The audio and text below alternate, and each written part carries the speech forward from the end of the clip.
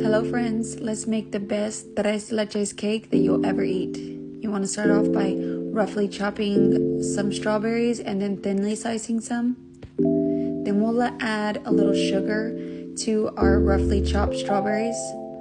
We'll set both of them in the fridge and let them set while we make the cake. You'll make the cake mix, which is a yellow cake mix, according to the box, except you will replace the water with milk. Mix everything nicely like I am here, no clumps being left. You'll place it into a greased pan, and then you'll want to put that in the oven at 350 for 25 minutes. In the meantime, we'll take some sweetened condensed milk, some evaporated milk, and then we'll fill the sweetened condensed can with milk, and we'll give everything a nice mix, and we'll set that in the fridge to get cold while the cake is baking.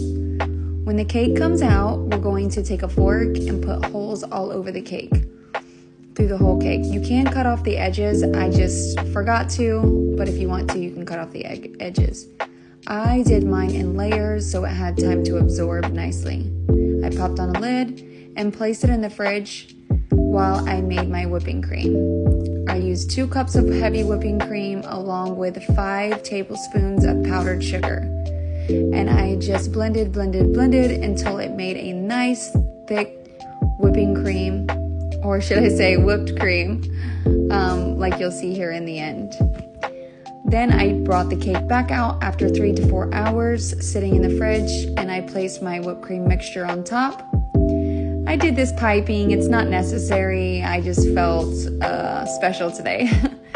I placed my glazed strawberries first, and then I put the nicely thin layered on top of it, just so it looked pleasingly aesthetic. And there you go, your nice tres leches cake. Bye guys!